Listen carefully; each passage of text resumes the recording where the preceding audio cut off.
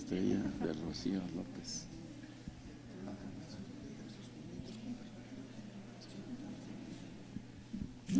Muy buenos días tengan todas y todos ustedes.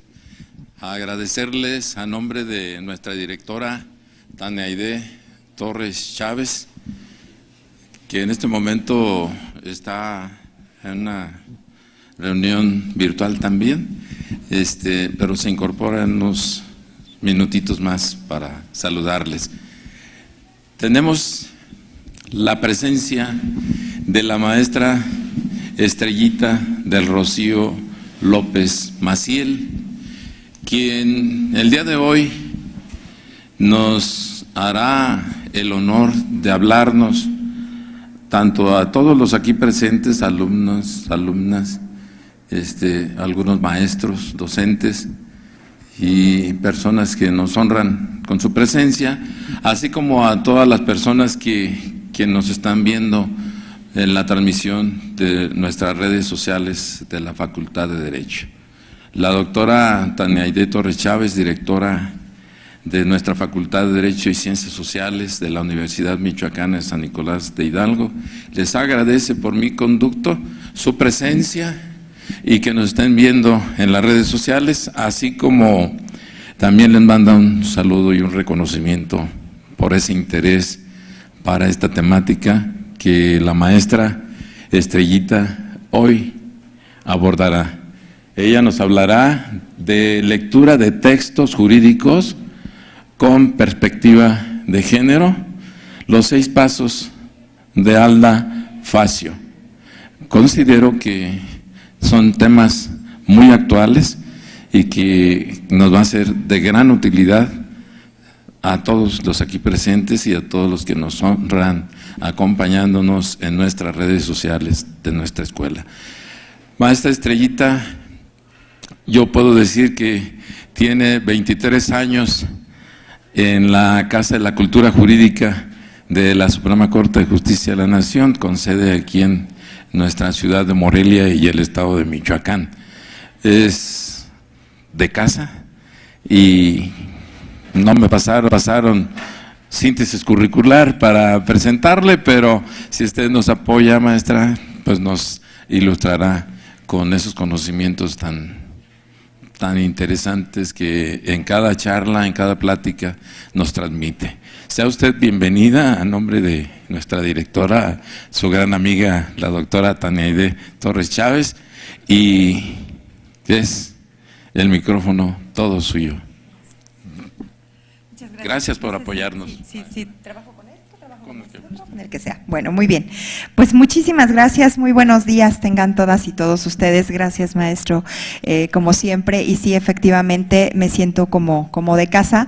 Le comentaba hace un rato que yo en realidad no soy abogada, soy licenciada en Historia también por la Universidad Michoacana y sin embargo, bueno, a lo largo de más de 22 años que llevo a cargo de la Casa de la Cultura Jurídica, me he acercado muchísimo más a la Facultad de Derecho y bueno, pues ahora siento como si fuera más egresada de acá y más de casa de acá que de la propia Facultad de Historia.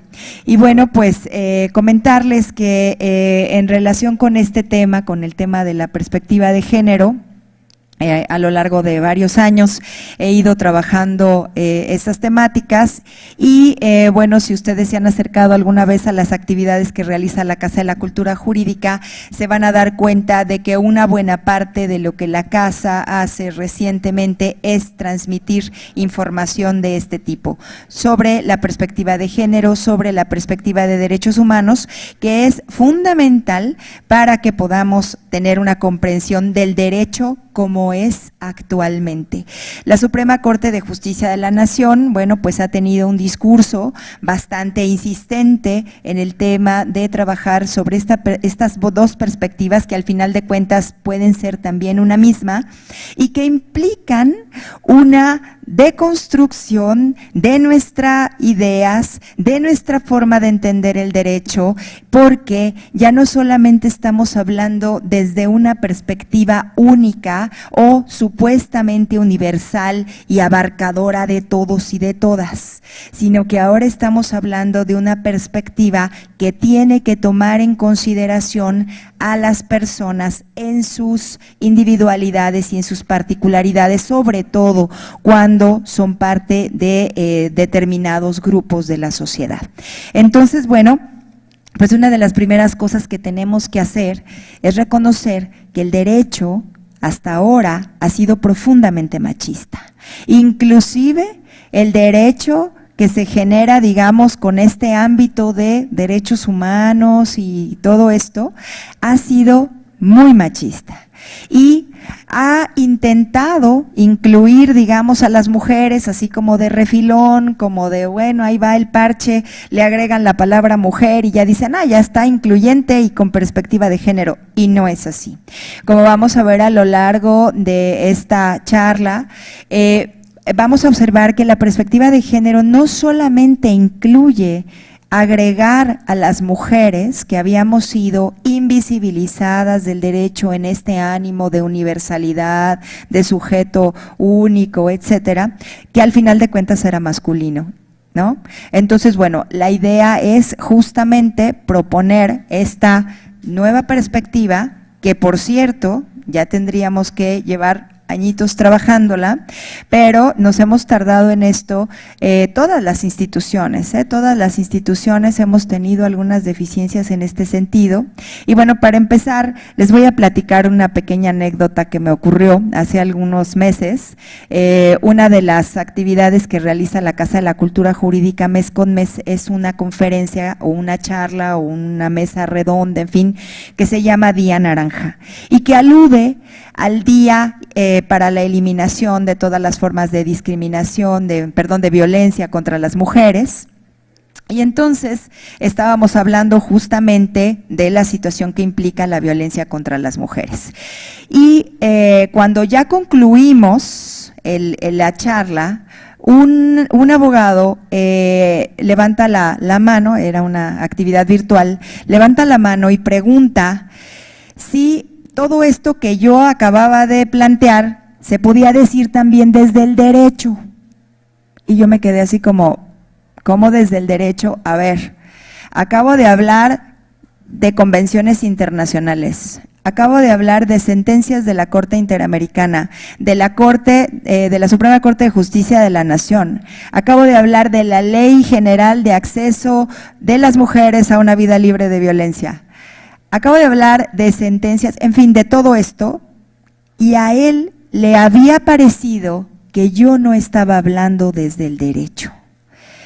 Tal vez porque le sonó a que con esta idea de que tiene que ser, ya saben, el derecho, como les digo, neutral, universal, el sujeto único que abarca a todas y a todos.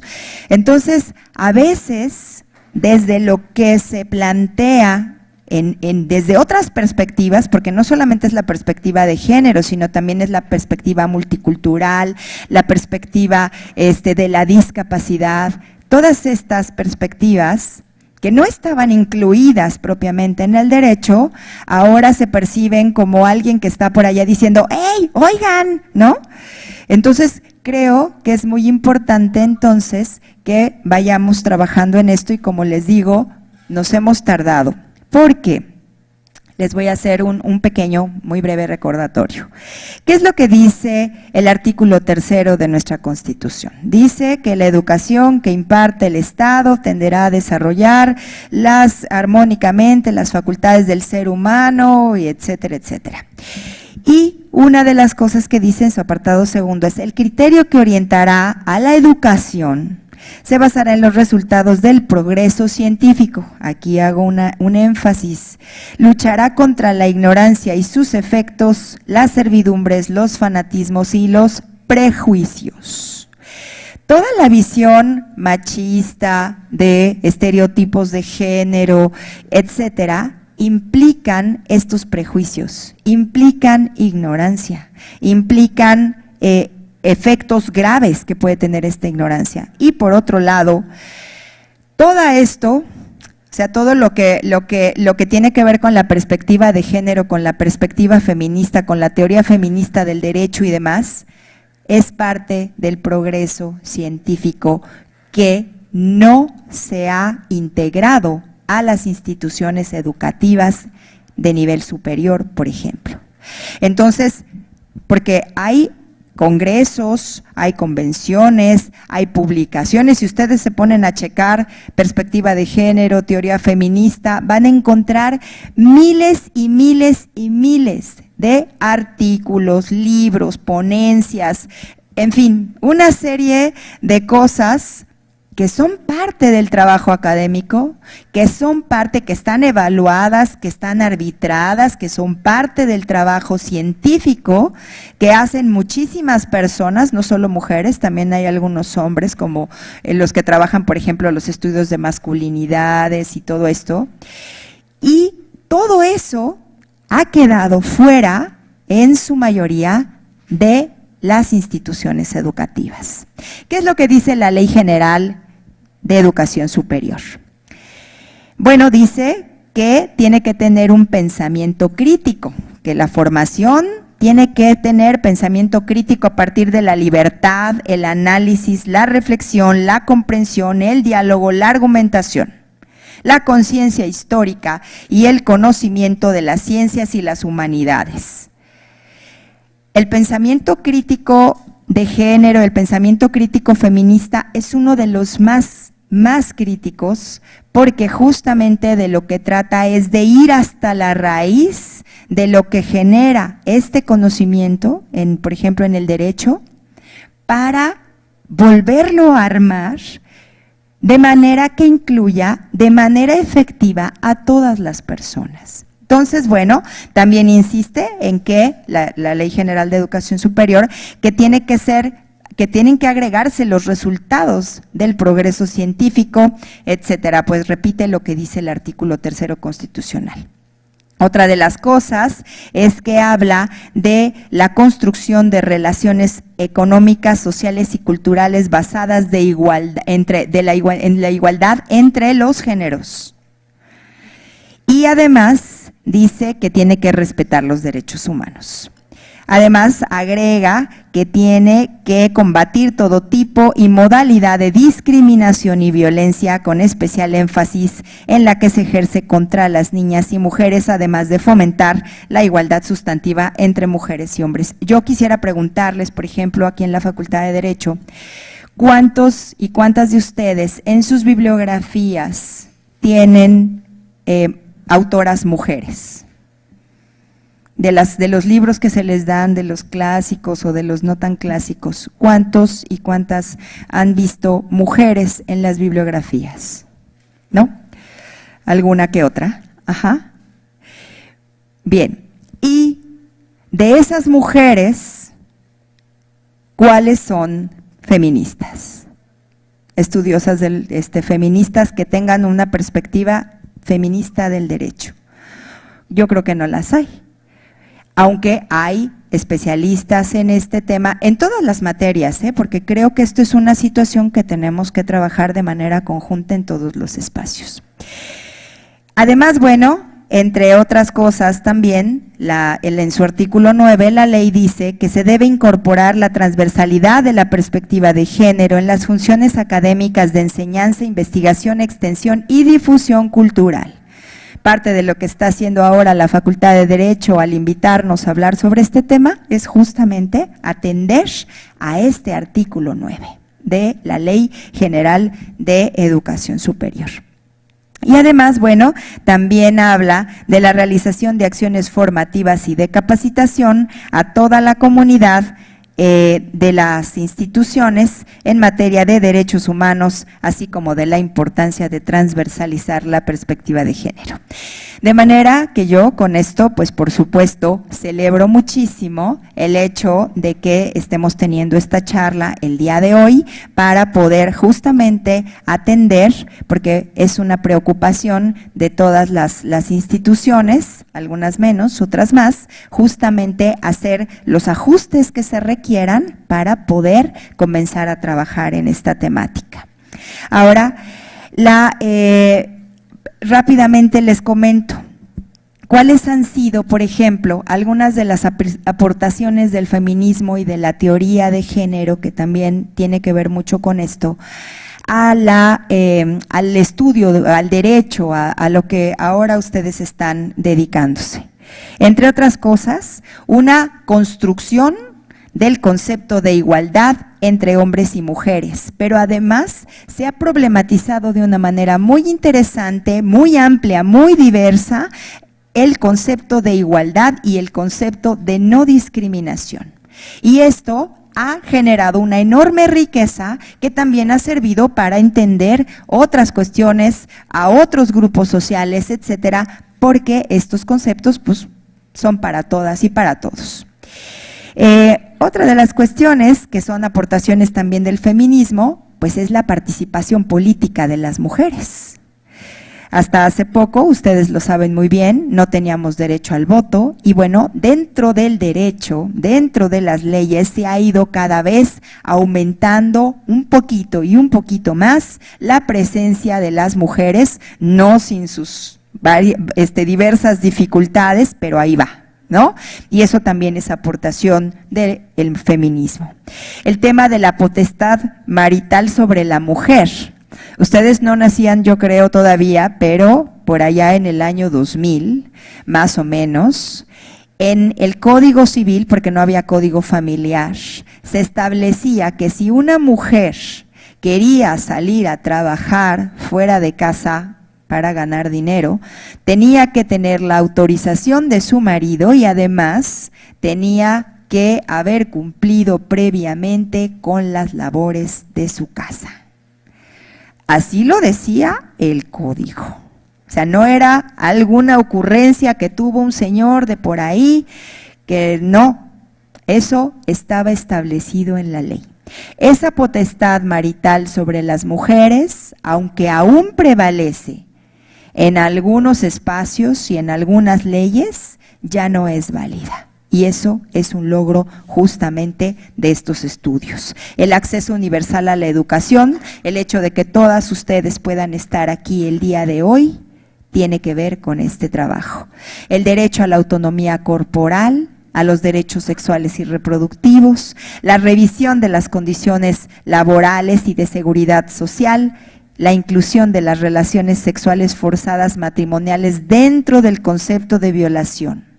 Porque antes se decía, es que no es violación si es tu marido, porque él está ejerciendo su derecho al débito carnal, que era parte de las obligaciones de las esposas, sobre todo. Y entonces eso ya ha sido superado gracias justamente a estos movimientos y a este quehacer. La protección de las madres trabajadoras, por ejemplo, en temas de embarazo, de lactancia, de licencias médicas, etcétera. El reconocimiento y atención a la violencia familiar, que aunque muchos piensan y muchas piensan que eso solamente sirve para atender los casos de violencia contra las mujeres, que son los más, por mucho, también ha sido útil para que muchos hombres hayan podido denunciar esta violencia. Y también ha servido para que niños y niñas obtengan una protección mayor. Entonces, bueno, pues ahí está un poco cuáles son algunas de las razones y bueno, finalmente, no sé si ustedes hayan oído hablar de la interseccionalidad, que es esta teoría, esta idea de que a las personas se las debe observar, y ahora lo vamos a hablar un poco más, se las debe observar no solamente en, digamos como, por ejemplo en este caso nosotras como mujeres, o ustedes muchachos como hombres, sino que además hay una serie de factores que pueden tender hacia la discriminación o que pueden ser factores como son el color de la piel, la pertenencia a un grupo étnico, la nacionalidad, en fin, la orientación sexual, etcétera. Y todo eso que confluye muchas veces en una sola persona puede significar una problemática, y por eso se habla de los estudios interseccionales, que quiere decir que vamos a trabajar para observar todas esas cosas que nos atraviesan a las personas y que tienen que ver con nuestra posición en la vida, ¿no? Porque no es lo mismo una mujer que tiene estudios universitarios, que trabaja en una oficina de gobierno, a una mujer que es parte de una comunidad indígena, que vive en la población que es rural, que no ha tenido acceso a la educación. Entonces, eso también es parte de las aportaciones de los estudios feministas.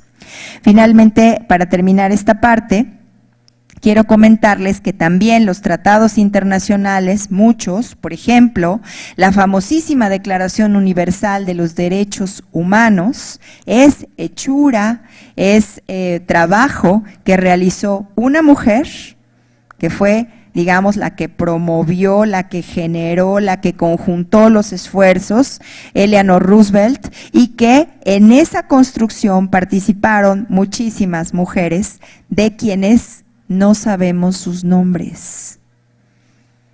¿Ustedes lo sabían? Pues ahí está, ¿no? Esa invisibilización de las mujeres en los ámbitos educativos es parte de esto que tenemos que hablar. Y finalmente, por ejemplo, conceptos como el feminicidio, para nombrar a la pandemia de mujeres asesinadas, es un concepto que se acuñó también desde esta perspectiva y desde la perspectiva feminista. Temas como violencia institucional, violencia obstétrica, violencia digital, acoso y hostigamiento sexual, violencia vicaria, son conceptos que se han puesto en la ley por efecto del trabajo de las mujeres feministas, académicas, activistas, etcétera. Y los tratados internacionales y las recomendaciones de sus comités, muchas tienen que ver también con este trabajo. Ahora, les dejo algunos datos de mujeres que han participado, ya les dije de Eleanor Roosevelt, Olympia de Gouges, que escribió la Declaración Universal de los Derechos de la Mujer y la Ciudadana y que fue guillotinada, Carol Gilligan, que escribió sobre la ética del cuidado, lo que tiene que ver con las labores que realizamos mayoritariamente las mujeres en el cuidado de los hijos e hijas, en la atención a los hogares y demás. Otra autora feminista, Catherine McKinnon, que cuestiona la objetividad, universalidad e imparcialidad del derecho a partir de que se trata de un constructo masculino. El derecho es masculino. Y finalmente, otra de las valiosas mujeres que han hecho aportaciones muy importantes es justamente Alda Facio Montejo. Ella es una escritora costarricense, abogada, activista también feminista desde hace muchísimos años, que ha sido parte fundamental en la construcción del discurso actual que tiene que ver con esta perspectiva y con el tema de los derechos humanos de las mujeres. Entonces ella, hace ya muchos años, fíjense, en el 94, ella escribió este libro que se llama Cuando el género suena, cambios trae. Y en él hizo un análisis a partir de, digamos que ella hacía este ejercicio de manera cotidiana y alguien le preguntó, oye, ¿cuál es tu método para entender y para ver con perspectiva de género los textos jurídicos? Y entonces ella dijo, pues en realidad no tengo ningún método, yo creo que pues así sale, ¿no? Y entonces su amiga le dijo, no, tú tal vez no te hayas dado cuenta, pero tienes un método y sería bueno que lo compartieras. Y entonces ella se sentó y se puso a escribir este pequeño libro que les recomiendo mucho, que se baja muy fácilmente del internet en PDF y que es fundamental, sobre todo porque ahora que ustedes están formando, es muy importante que tengan esta perspectiva. De pronto es lamentable encontrar abogados y abogadas, jueces, juezas, ministerios públicos, que llegan a las instancias y que se encuentran con que cuando les dicen, a ver, aplica aquí la perspectiva de género para este asunto, no tienen ni la más remota idea de lo que es eso. Y entonces, pues tienen que hacer un proceso bastante largo en lo que medio lo aprenden, saben con qué se come, dónde vive y todo eso. Y entonces, eso lleva tiempo que tiene un costo. El hecho de que no llevemos esta preparación suficiente tiene un costo. Tiene un costo para el erario público, tiene un costo para las personas, tiene un costo para, digamos, también las instituciones, ¿no? Entonces, y por supuesto, pues también a muchas y a muchos de ustedes no les va a permitir avanzar de la manera en que se quisiera hacia sus objetivos profesionales. Entonces, bueno, así como está digamos, en la Ley General de Educación, transversalizar la perspectiva de género, así ustedes van a poder revisar casi en cualquier parte y van a encontrar con que eso es una obligación. Entonces, ya sea que trabajen en el Poder Ejecutivo, en el Legislativo, en el Poder Judicial, en todos van a requerir de tener por lo menos algunas nociones de esto para poder tener éxito profesional. Y bueno, pues, ¿qué es lo que nos dice Alda Facio? Primero que nada, ella nos dice que el primer paso que tenemos que tomar es tomar conciencia de la subordinación de las mujeres.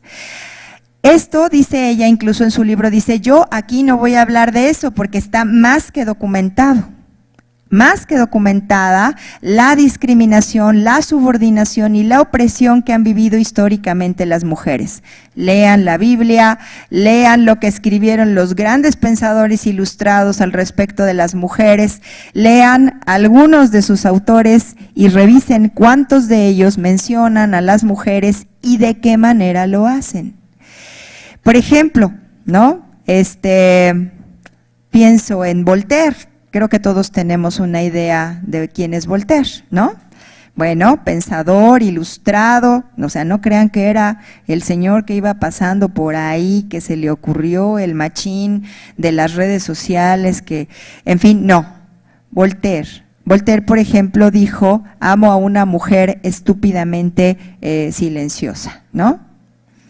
Entonces, si ustedes se ponen a revisar, por ejemplo, el gran Rousseau, el autor del Contrato Social, tampoco estaba pensando en las mujeres. Él consideraba que las mujeres éramos como una especie de attachment, ¿no? De archivo adjunto de los hombres, que eran los que estaban llamados al tema de establecer este contrato social, y por lo tanto no consideró importante. Y cuando por ahí se le interpeló, él insistió en que las mujeres debíamos tener una posición subordinada. Y de esa cultura venimos todas y todos nosotros. Esa es la cultura que se abreva en muchos de los espacios académicos, la cultura que tiene que ver con ese periodo que en lugar, digamos, de ser mucho más liberal, porque estaban reflexionando al respecto de quién es el hombre, para qué es el hombre, cómo se organiza socialmente, qué instituciones van a funcionar, bla, bla, bla, bla, y cuando las mujeres dijeron,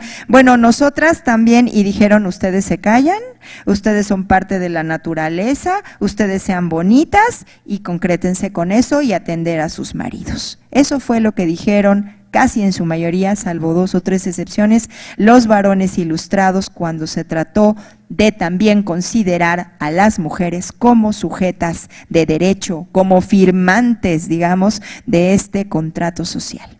Entonces, pues eso es algo que tenemos que empezar por reconocer. Tenemos que empezar por reconocer que hay un contexto que discrimina, que oprime y que violenta a las mujeres.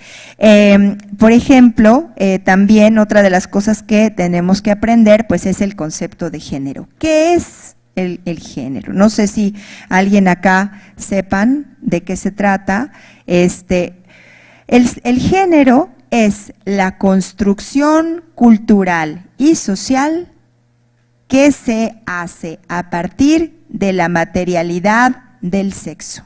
Es decir, somos hembras, somos machos, digamos, naturalmente, y en ese proceso de aculturización, ¿no?, de socialización, construimos la feminidad y la masculinidad. Eso es el género, lo que está acá arriba, lo que se sobrepone al hecho material biológico que es el sexo. Cuando ustedes ven un acta de nacimiento, por ejemplo, en el acta de nacimiento que se dice presenta vivo al niño, a la niña, ¿no? Ahí estamos hablando de sexo. Pero cuando se dice el nombre María Guadalupe Juan José, ahí ya estamos hablando de género.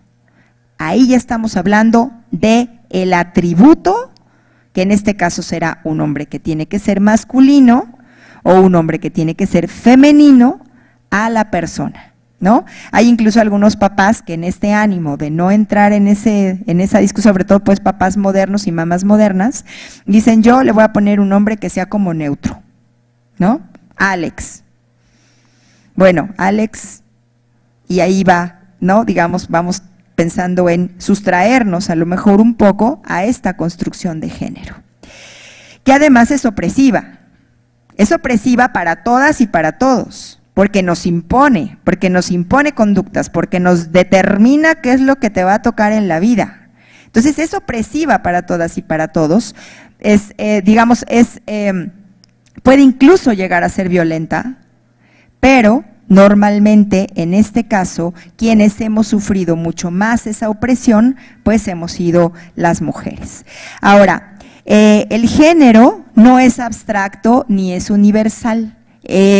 También es histórico, es decir, dependiendo de algunos espacios se va modificando, tiene sus variantes, tiene sus mayores o menores niveles de opresión y de violencia. Por ejemplo, no sé si ustedes sabían, pero antes el rosa, hace muchos años, era el que se consideraba el color masculino. Decían que el rosa se vinculaba a la valentía y a no sé qué, y que era como más intenso, y entonces el rosa se vinculaba a lo masculino, pero por ahí a alguien se le ocurrió rosa y azul, y ya desde ahí agarramos esa costumbre, y ahora pues hay inclusive personas que no se atreven a ponerse, hay hombres que no se atreven a ponerse cosas de color rosado, ¿no? Porque luego les preguntan sus amigos que si no había para hombres, ¿no? Ahí en donde lo compraron. También el género se redefine o se acomoda o se organiza a partir de otras realidades, como la raza, la clase social, la orientación sexual, la discapacidad. Todo eso también tiene que ver en qué tanto el género está, digamos, presente de ciertas formas, ¿no? También, bueno, pues genera discriminación porque tiene valores asignados distintos, porque mientras lo que es asignado a lo masculino tiene más valor, lo que es asignado a lo femenino tiene menos valor. Por ejemplo, quehaceres domésticos no tienen valor en esta sociedad y por lo tanto no se pagan, y cuando se pagan, como en el caso de las trabajadoras del hogar, se pagan poquito, se paga menos. Entonces, esas asignaciones distintas, esas valoraciones distintas, lo que van a hacer es generar discriminación y después también van a generar violencia. ¿Qué es lo que nos dicen a las mujeres cuando quieren que nos callemos, cuando quieren que no participemos, cuando quieren que no estemos diciendo lo que pensamos? ¿A dónde nos mandan? A la cocina. Eso quiere decir, vete a ese lugar de menos valor en donde solamente tú puedes estar, ¿no? Entonces, eso, y lo sabemos, ¿no? Lo sabemos. Bien, esta parte de el hombre como modelo o paradigma de lo humano y las mujeres como lo otro, ¿no? Es el hombre y lo otro. Y tan es así que, por ejemplo, en el caso del lenguaje, pues no nos nombran. Ahora estamos haciendo esfuerzos para decir todos y todas, pero hasta hace muy poco, y hay personas que dicen yo no lo voy a hacer, y entonces seguimos sin nombrar. Yo toda la vida tengo pleitos con las escuelas donde están mis hijas, porque es el tema de papás de familia y yo, mamás también habemos acá. Y es más, somos la mayoría, porque somos las que nos encargamos en su mayoría de atender a las cuestiones que tienen que ver con nuestros hijos e hijas, y hay esa insistencia de papás, ¿no? Entonces es como toda una batalla en un nivel tan pequeñito, y luego a veces dicen, es que eso no es importante, ¿para qué quieren que el lenguaje, que no sé qué, si no es valioso? Bueno, si no es valioso, ¿por qué no ceden? Si no es valioso y si no es importante nombrarnos, ¿por qué no lo hacen? Es como esta negativa de no vamos a hacer lo que ustedes quieran, ¿no? Pero bueno, todos los Estados miembros de las Naciones Unidas aceptan y validan el concepto de género como categoría descriptiva que sirve para evidenciar la situación de discriminación que viven las mujeres. El género también incluye a los hombres, porque no necesariamente género implica a las mujeres, pero ¿qué es lo que pasa cuando aplicamos una perspectiva de género? Se visibiliza a las mujeres. Cuando nosotros vemos las cosas así en plano neutral, universal, todos incluidos, bla, bla, no estamos viendo a las mujeres. Cuando aplicamos la perspectiva de género, las mujeres aparecemos, porque ya se necesita también escuchar esas otras voces. Entonces, bueno, pues es muy importante que tengamos esto también como algo para considerar. Ahora, otro tema, la CEDAW, todavía no pasamos de acá, la CEDAW en su artículo primero, ¿sí saben qué es la CEDAW? La Convención para la Eliminación de todas las formas de discriminación contra las mujeres, del cual nuestro país, de esa convención, nuestro país es parte. Tenemos que conocerlo. Porque acuérdense que nuestro artículo primero constitucional establece que no solamente lo que digan las leyes mexicanas, sino también lo que digan los tratados internacionales es parte del cuerpo normativo de nuestro país. Entonces, dice la CEDAW en su artículo primero: a los efectos de la presente convención, la expresión discriminación contra la mujer denotará toda distinción, exclusión o restricción basada en el sexo que tenga por objeto o resultado menoscabar o anular el reconocimiento, goce o ejercicio por la mujer independientemente de su estado civil, sobre la base de la igualdad del hombre y la mujer, de los derechos humanos y las libertades fundamentales en las esferas política, económica, social, cultural y civil o en cualquier otra esfera.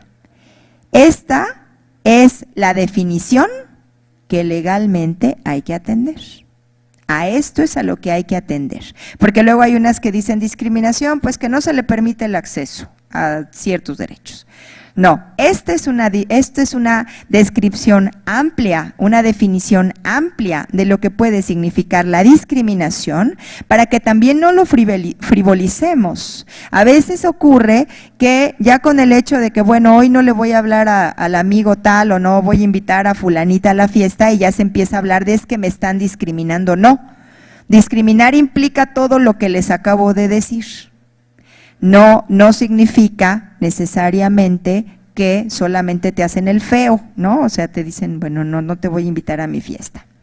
Entonces, bueno, esto es importante. También hay que considerar cuando se refiere a que a que el resultado también puede ser, aunque la ley claramente no lo establezca, el resultado puede ser, digamos, opuesto a la igualdad. Miren, les pongo un ejemplo. ¿Ustedes han oído hablar del viernes de consejo técnico? ¿Sí? Del viernes de consejo técnico en el que no hay clases, ¿no? Ese día no hay clases para los niños y niñas de educación básica y media básica, ¿no? Desde kinder, primaria, secundaria. No tienen clases ese día. Cuando las personas hicieron esto, o sea, aparentemente es una disposición perfectamente neutral, ¿cierto? O sea, nadie diría, bueno, es que ahí hay, o puede haber, o me imagino que quienes la elaboraron deben haber revisado esta parte, ¿no? Bueno, ¿quiénes son mayoritariamente las que se hacen cargo del cuidado de los niños y las niñas? Las mujeres. ¿Quiénes se tienen que quedar con los niños y las niñas o ver a dónde los llevan cuando es viernes de consejo técnico? Pues las mujeres. Muchas de ellas los traen o las traen al trabajo. Quienes hicieron esta ley estaban pensando que había siempre alguien en casa para atender a los niños y las niñas. ¿Quién era esa persona? Las mujeres. La abuelita, la tía, la prima, es más, la vecina. Ay, vecina, te encargo tantito a mis hijos en lo que voy y regreso porque fíjate que, bueno, hoy es viernes de consejo técnico.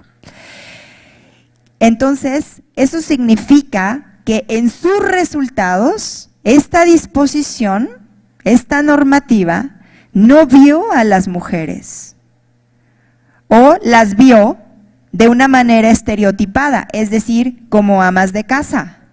No se asumió que muchas mujeres, una gran cantidad de mujeres están sumadas al trabajo remunerado, y además también creo que se asumió que la remuneración que reciben las mujeres no es importante para la economía familiar. Entonces, bueno, pues si pierde su trabajo porque se quedó a cuidar al niño o a la niña el viernes, pues no le hace, al fin que el marido la mantiene. Ella solamente pues se ha de comprar sus chicles, ¿no? Con lo que gana. Entonces, bueno, este es el tema sobre el que vamos a partir para poder entender esta primera parte, ¿no? Ahora, ¿qué otra cosa dice? Dice que hay que identificar las diversas formas de sexismo. ¿Sexismo qué implica? La idea de la superioridad de un sexo sobre el otro. En este caso, del sexo masculino sobre el sexo femenino, porque históricamente ha sido así. Ajá.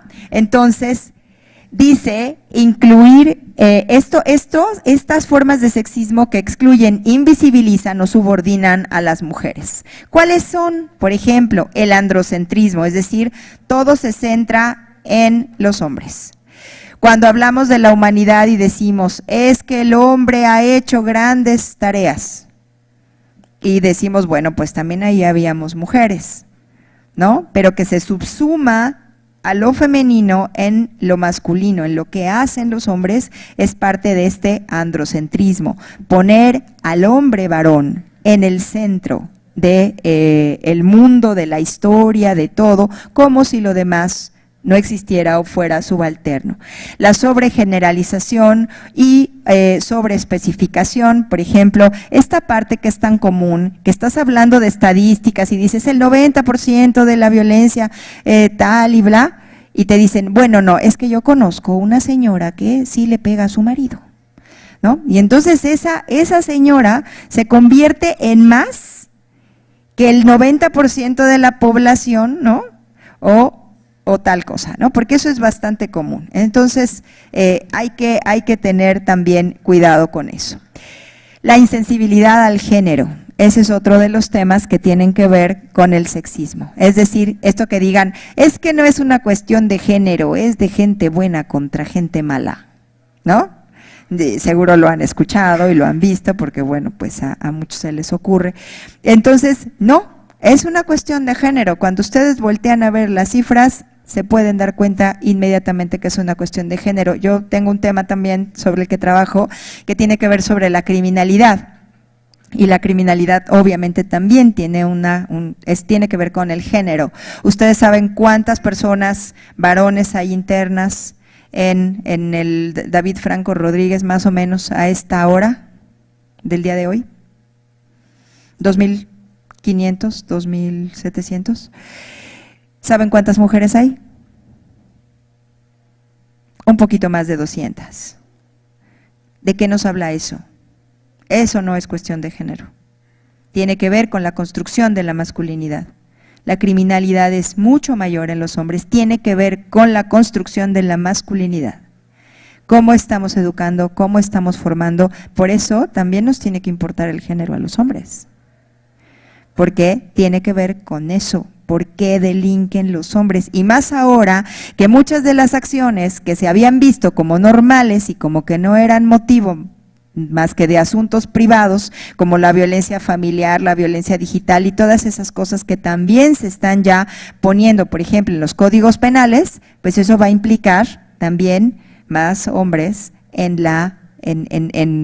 con posibilidades de ingresar a los cerezos. ¿Qué tiene que ver ahí? La construcción de la masculinidad, que hace que muchos hombres asuman riesgos innecesarios y que sea como parte de este trabajo o de este quehacer de la hombría, ¿no? Entonces, bueno, creo que también es muy importante ahí. El doble parámetro, ¿no? El que tratas a unos con un parámetro y a otros con otro, que al final de cuentas el tema no es parejo. El deber de ser de cada sexo, ¿no? Como eso que se decía. ¿Se acuerdan de la epístola de Melchor Ocampo? Bueno, ya a ustedes no les tocó, pero en la epístola de Melchor Ocampo se decía: la mujer se encargará de atender a su marido y de que todos sean felices en su casa, y el marido se encargará de hacer, traer la comida al hogar. Lo mismo que les dicen en la iglesia cuando les dan las arras. Él se las entrega a ella. Esa es una visión muy tradicional, estereotipada y basada en eso, en el deber ser de cada sexo. Olvida que las mujeres también aportamos y que además aportamos no solamente esa parte, digamos, que genera recursos actualmente, sino una parte que genera también ganancias, porque el trabajo que nosotras hacemos tiene valor. Y el dicotomismo sexual, es decir, hombres, mujeres acá, hombres acá, y estas separaciones continuas, ¿no? Y el familismo, el hecho de que a las mujeres siempre se nos pone como parte de la familia. Es que la mujer y la familia. En algunos países, cuando se habló de establecer el Instituto de las Mujeres, dijeron sí, de la mujer y la familia. Como si la trajéramos pues ahí pegada y fuera como parte de nuestras obligaciones innatas, inherentes, y no lo fuera de los demás, ¿no? De los hombres. Entonces, bueno, pues eso también es algo que nos dice Alda Facio. Vamos a seguir con el siguiente paso. ¿Qué más nos dice? Hay que preguntarnos cuál es la mujer de la que estamos hablando. ¿De qué mujer estamos hablando? Porque decir mujer no necesariamente incluye todos los casos, ¿no? Son distintas las mujeres, son el otro del paradigma del ser humano que es el hombre, cuál es su ubicación, o sea, a lo mejor esta ley, a lo mejor esta visión del mundo puede ser muy buena para las mujeres urbanas, pero no tanto para las mujeres que viven en una comunidad rural o una comunidad indígena, porque se tiene que tomar en consideración también esa parte de la propia comunidad, las costumbres y una serie de cosas, el color de la piel, como decía, o la discapacidad. Entonces, todo eso es algo que tenemos que aprender a ver dónde está la mujer, cómo la afecta, a cuáles mujeres excluye un determinado texto, ya sea una ley, una sentencia o, digamos, también parte de una doctrina, ¿no? A cuáles privilegia. Por ejemplo, de pronto, aunque las leyes están ya haciendo todo un esfuerzo y se está haciendo un esfuerzo para tratar de incluir a todas, pero, por ejemplo, hay ciertas leyes que están hechas incluso con la finalidad de permitir el acceso de las mujeres y que, sin embargo, en la realidad, acuérdense que también se trata de los resultados, están sirviendo mucho más a unas mujeres que a otras. ¿Por qué las mujeres trabajadoras del hogar quedaron en primera instancia excluidas de la protección del seguro social? Sí sabían, ¿no? Que no, o sea, dijeron, sí son trabajadoras, pero no las podemos atender aquí. Hasta, bueno, la Suprema Corte de Justicia de la Nación generó también ahí una resolución en este sentido. Claro que tienen que estar incluidas, son trabajadoras. ¿Por qué las habían excluido? Pues obviamente también tiene que ver con estos sesgos. Y bien, seguimos. El paso 4, que tiene que ver con la identificación de los roles y los estereotipos. ¿Qué es lo que está sustentando? ¿Cuál es la idea? Lo que les decía, ¿no? De esta viernes de consejo técnico. ¿Qué se asumió? Que había una mujer en una casa, en cada hogar, que se iba a encargar del cuidado de los niños y las niñas ese viernes. ¿Qué se asumió? Que las mujeres no aportan económicamente, que no trabajan fuera de casa. Se asumió a la ama de casa tradicional que está ahí todo el tiempo atendiendo las cuestiones de su familia. Esa fue la visión que estas personas probablemente tenían, sino que pensaron, ¿en dónde nos vamos a montar a los chiquillos y a las chiquillas ese viernes de consejo técnico? ¿Qué concepción de mujer o de hombre también puede estar en ese texto? Y en ambos casos, los efectos, por ejemplo, de una ley, ¿serían los mismos? Pues ya vimos que no, con este ejemplo, ¿no? Y hay otros. Cuando se inició este tema de la pandemia, ¿no? Que bueno, no es propiamente una ley, pero sí una serie de determinaciones, de normas, ¿no? Que se establecieron. Todos a su casa. Esto parecía, bueno, pues no nos afecta, ¿verdad? Porque pues todos nos vamos a ir a la casa y todos nos vamos a resguardar ahí. No se pensó en qué iba a pasar con las mujeres, las niñas, los niños, con los mismos hombres. Entonces tenemos los números más altos en la historia de nuestro país de llamadas al 911 por razones de violencia contra las mujeres, niños y niñas en el interior de los hogares. Se incrementó la violencia, se incrementó el trabajo para la mayoría de las mujeres porque ya no solamente tuvieron que ser trabajadoras, digamos, de una oficina que tuvieron que llevar el trabajo a casa, sino además tuvieron que hacerse cargo de todas las labores domésticas, además multiplicadas, y aparte de todo, también hacerla de maestras para atender y apoyar a sus hijos e hijas en esta conexión virtual.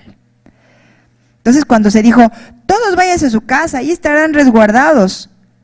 Cuando se dijo eso, desde los espacios de feministas, de los espacios de estudios de género y demás, todas dijimos, cuidado, vamos a tener un incremento de violencia. Y así efectivamente fue, porque además recordarán que si bien la calle es un espacio hostil para nosotras, la casa es el lugar más peligroso para la mayoría de las mujeres. Es en donde ocurren las mayores violencias, desde violaciones, abusos sexuales, violencia doméstica y también feminicidio. Entonces, el hogar no es lo más seguro para nosotras. Y seguimos.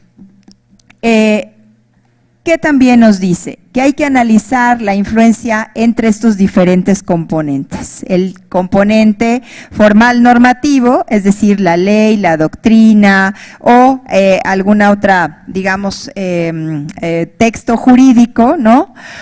También el componente político-cultural y el componente estructural. Es lo que nos dice ella. Por ejemplo, cuando hablamos del componente cultural, quienes hacen las leyes son personas de carne y hueso. Son personas que tienen estas ideas, estos prejuicios que se formaron en estas instituciones, que no han recibido capacitación y que viven cotidianamente en ambientes estereotipados, discriminatorios, violentos, etcétera. Entonces estas personas van a traer esas ideas y eso es lo que van a poner ahí. Trátese de un juez, un ministerio público o un diputado o diputada.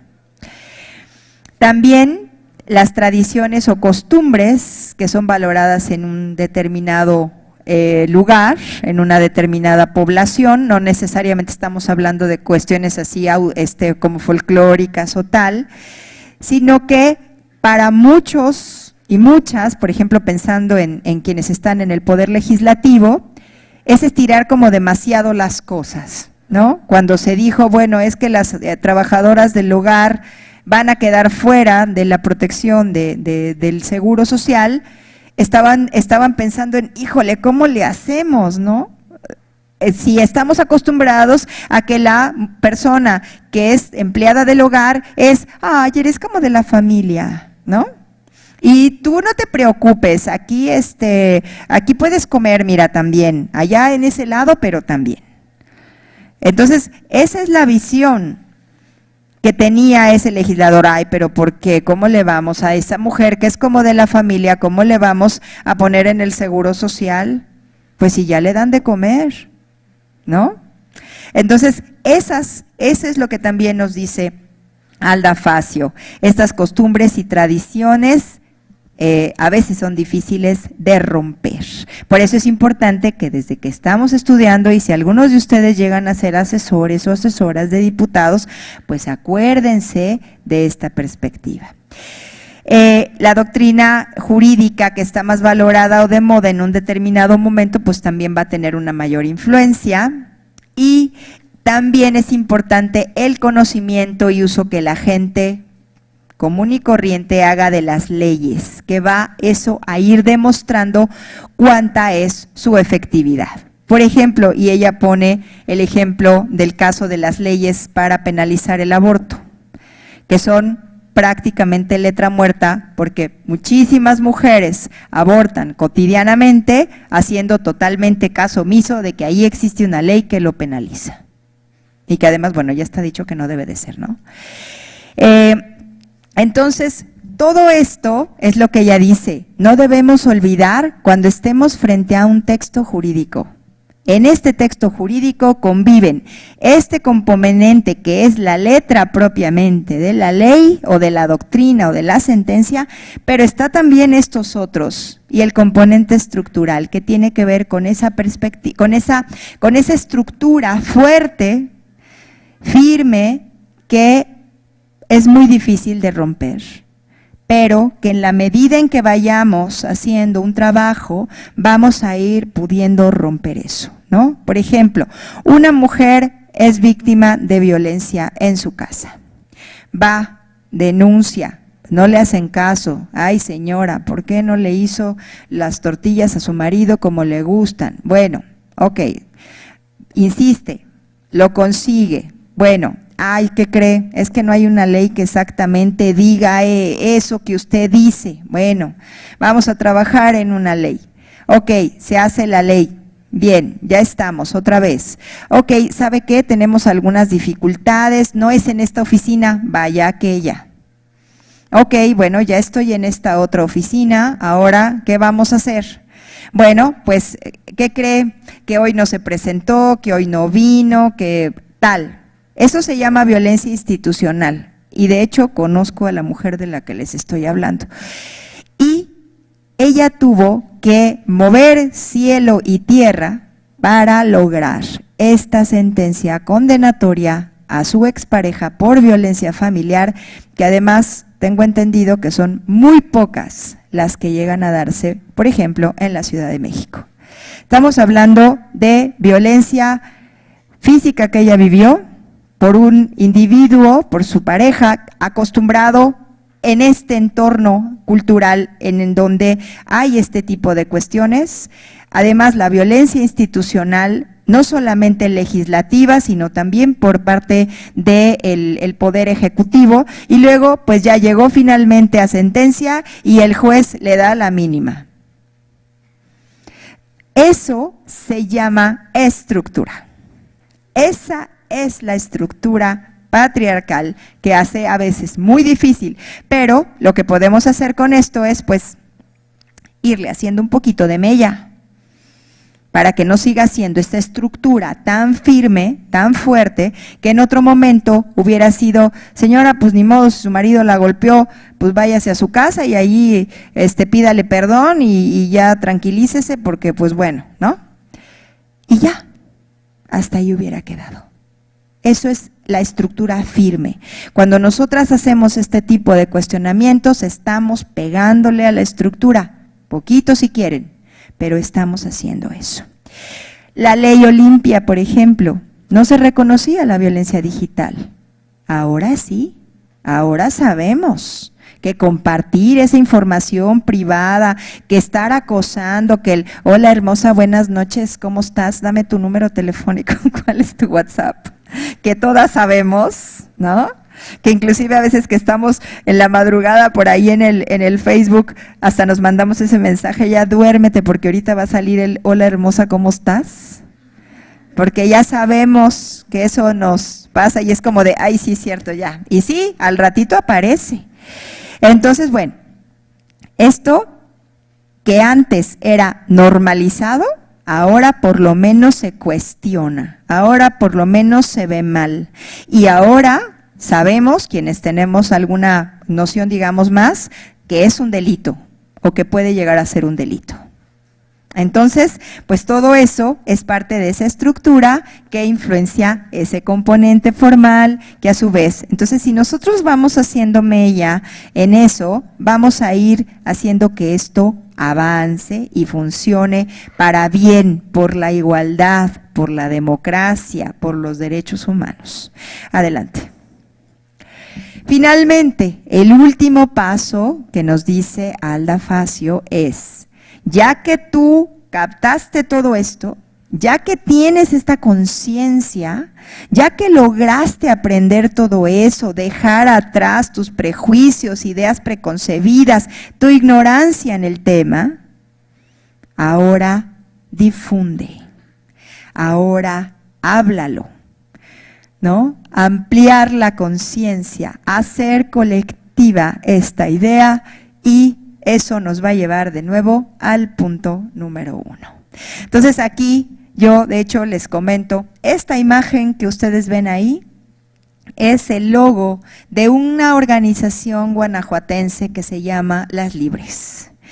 La organización guanajuatense Las Libres es una organización que ha tenido enormes logros en la defensa de los derechos humanos de las mujeres y a la que vienen desde muchos países del mundo, son 4 chicas, 5 chicas, que ellas comenzaron hablando de derechos sexuales y reproductivos, ayudaron a un grupo de mujeres que habían sido encarceladas y que habían sido sentenciadas a penas altísimas por supuestamente haber abortado. En el caso de algunas de ellas ni siquiera estaban embarazadas y de todas maneras las llevaron a todas a estas penas altísimas.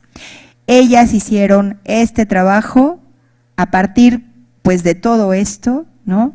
Hicieron un trabajo psicológico, jurídico, lo siguen haciendo y son un referente, yo creo, como muchas otras, pero yo creo que ellas son un particular referente de que se pueden modificar también las cosas. Y obviamente va a haber resistencias, obviamente nos vamos a encontrar con esas situaciones en donde no se va a querer escuchar, pero creo que es importante que insistamos, tenemos a nuestro favor todo este trabajo que hicieron quienes nos antecedieron.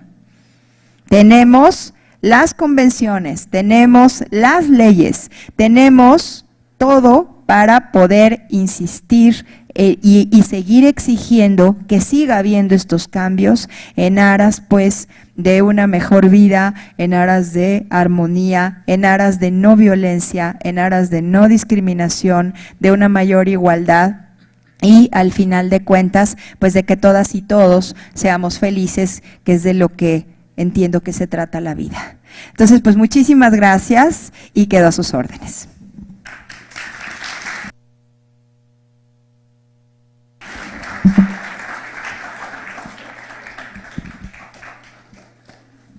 Agradecemos a la maestra Estrellita del Rocío López Maciel y en este momento se abre un espacio de preguntas y respuestas.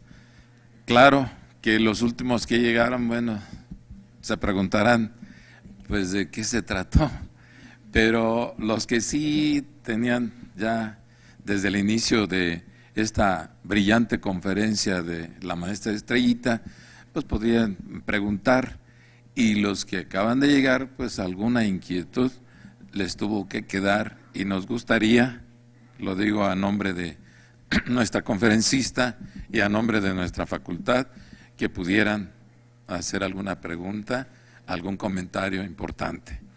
Maestra, si es tan amable, maestra. Allá nos levanta la mano el maestro. ¿Qué tal?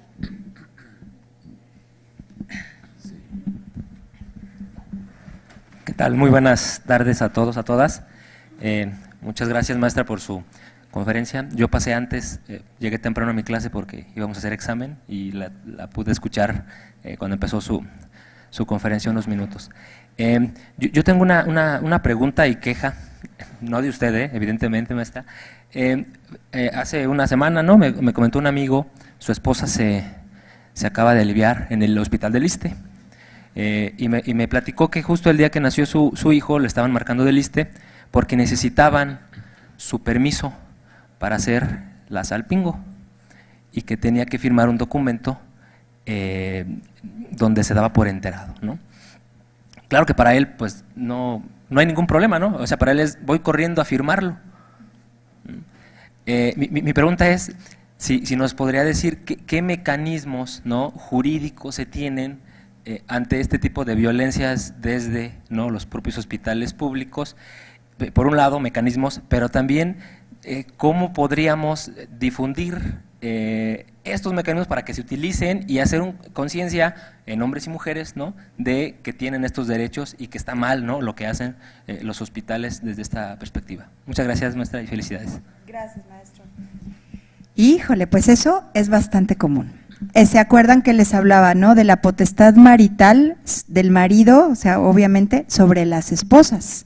Esta apropiación del cuerpo que implicaba en otro momento, que sigue ocurriendo, porque bueno, ahí está el ejemplo de quién tiene que dar el permiso para que alguien en su propio cuerpo tome una determinación. Es más, si una mujer soltera, sin casarse, decide que no quiere en su vida tener descendencia, o que como se dice, mi linaje acaba conmigo, ¿no?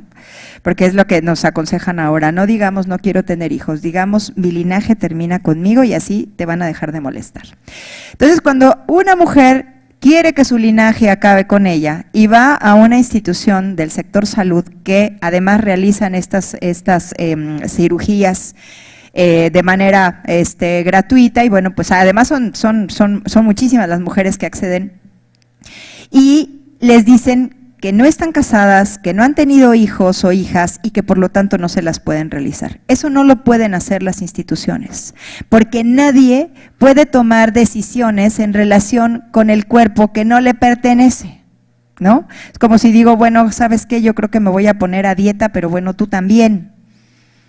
Entonces, eso me parece que tiene que ver también, pues sí, con la difusión que hagamos, con el trabajo que hagamos y que nos quede bien claro, porque sí, es verdad, las instituciones de salud muchas veces se encargan de promover, y no solo las de salud, digo, es increíble cómo dentro de las propias instituciones se carece de información pues que al final de cuentas es nueva, que esto nunca debió ser, pero ahora menos, porque ya tenemos elementos para poder decir que esto no debe de ocurrir bajo ninguna circunstancia. Y no solamente pasa con este tema de las salpingos, pasa, por ejemplo, y bueno, es a lo que nos hemos enfrentado muchas veces, con la norma oficial 046, que tiene que ver con la profilaxis, con el protocolo de actuación cuando hay una mujer violada.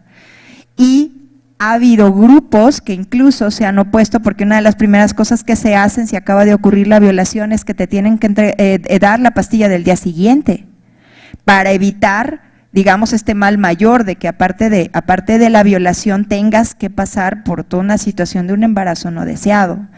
Entonces, hay grupos que se opusieron a esto en su momento, cuando la norma fue emitida hace ya unos 10 años, y luego, cuando se hicieron modificaciones a la norma también, y los hospitales que están obligados a realizar los procedimientos, inclusive de aborto, cuando se trata de una violación, se han negado a hacerlos. Entonces yo creo que, bueno, pues tenemos que insistir en esto, tenemos que seguir trabajando, tenemos que proporcionar información que sea adecuada, veraz, basada pues en estos avances, y además de eso, pues también ahí están los juicios de amparo. Yo creo que, como decía un amigo, ¿no?, pues a lo mejor a puros sentenciazos es que vamos a lograr que las cosas caminen, pero me parece que, por ejemplo, esto tendría también que ser algo a lo que estemos recurriendo de manera constante. Quería mostrarles rápidamente, si me permiten avanzarle un poco a la presentación, nada más tantito. Bueno, ese es el digamos, completo, el esquema, y la que sigue, que es esta, que ya no se las quise mostrar, pero creo que es oportuno, es rapidísimo, esta mera. Acceso a la igualdad en condiciones, acceso a la justicia en condiciones de igualdad, y estos son los elementos para juzgar con perspectiva de género de esta jurisprudencia de la primera sala de la Suprema Corte. Y si se fijan, tiene también mucho que ver con lo que dice Alda Facio. Entonces creo que eso es parte de lo que tenemos que batallar, profesor, pegarle a la estructura, ¿no?, para que se vaya modificando, y me parece muy buena su observación.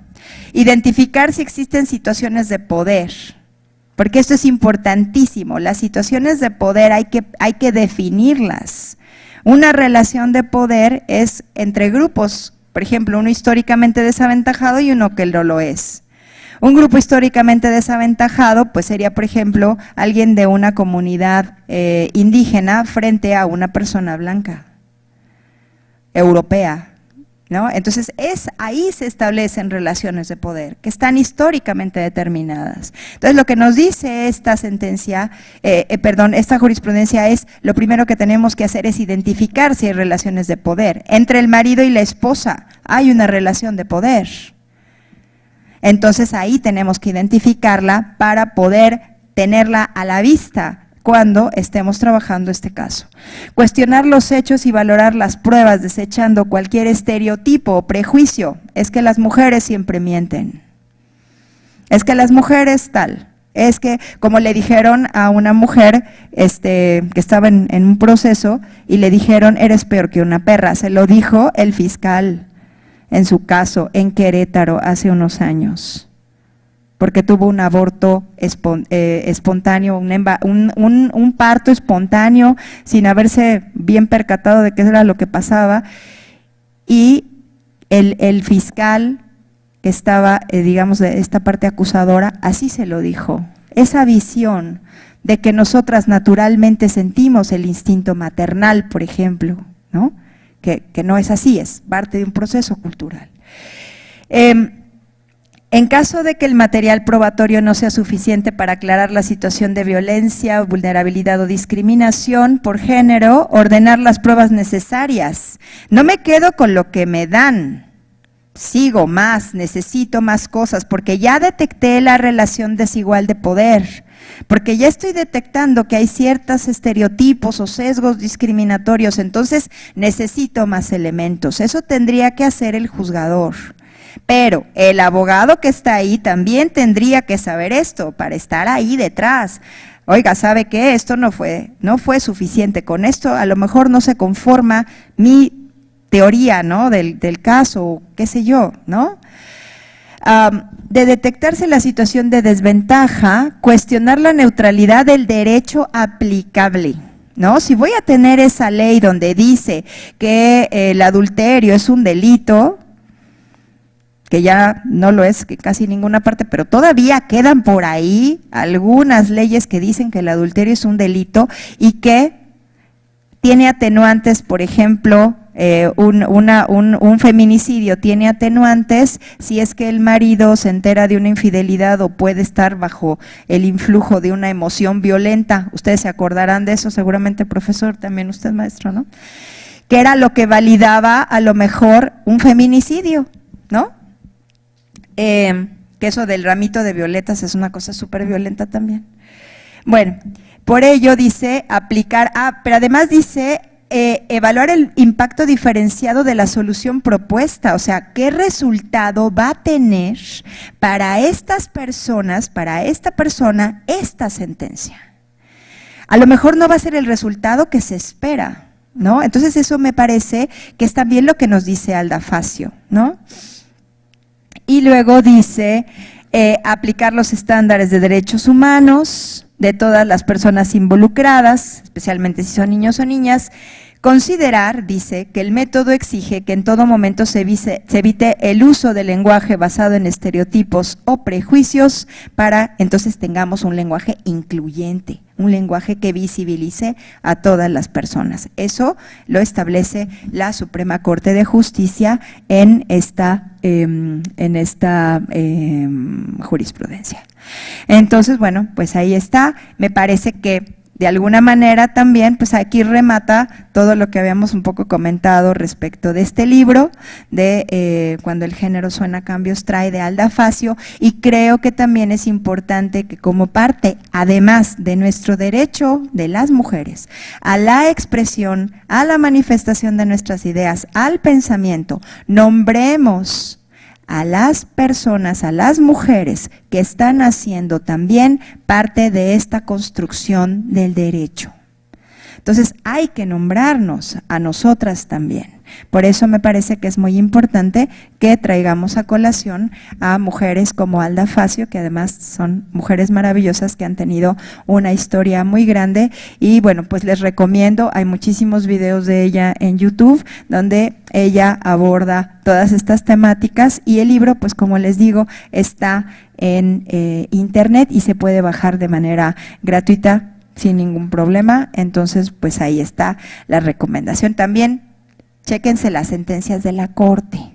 En la parte del buscador de derechos humanos, de hecho la Casa de la Cultura Jurídica hace cotidianamente cursos para búsqueda de información jurídica por internet, y ahí pueden buscar, por ejemplo, sentencias que tengan que ver con género, y ahí les va a desplegar todas, les va a decir un resumen chiquito y luego les va a mandar directamente a la liga al engrose completo. Entonces, realmente tenemos mucha información, afortunadamente ahora, qué bueno, y pues hay que seguirle pegando a esta estructura que nos violenta. Gracias.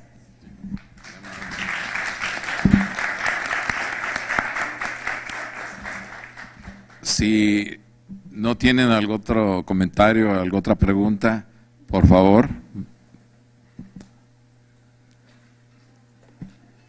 ¿Usted quiere hacer algún comentario, maestro Patlán? Con gusto lo haría, pero también quedé incompleto y por ese hecho me abstengo.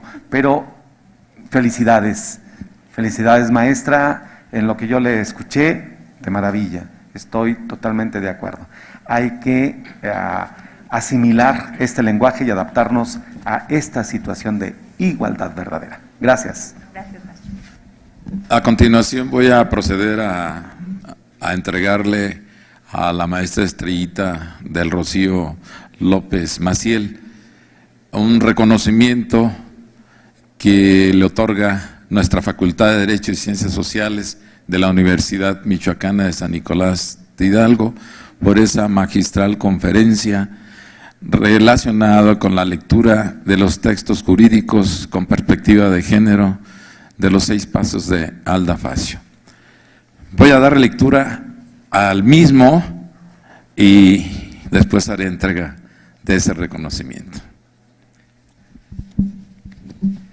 La Facultad de Derecho y Ciencias Sociales de la Universidad Michoacana de San Nicolás de Hidalgo otorga la presente constancia a la maestra Estrellita del Rocío López Maciel por haber impartido la magistral conferencia Lectura de textos jurídicos con perspectiva de género, los 6 pasos de Alda Facio. Dentro de las actividades del 223 aniversario de la instauración de los estudios de Derecho en el estado de Michoacán. Morelia, Michoacán, a 28 de abril de 2022. Y lo firma nuestra directora, la doctora Tania Aide Torres Chávez. Maestra, un gran reconocimiento. Gracias. Por su brillante conferencia. Muchas felicidades. ¿Sí?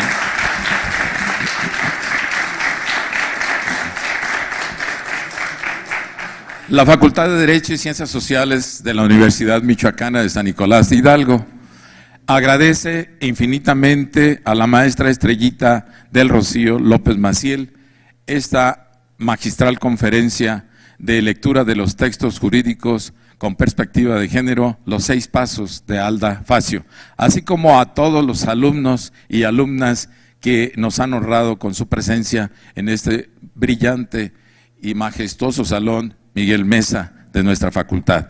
A los docentes que también nos hicieron favor de acompañarnos y a todas las personas que también nos honraron con conectarse a nuestras redes sociales de nuestra Facultad de Derecho.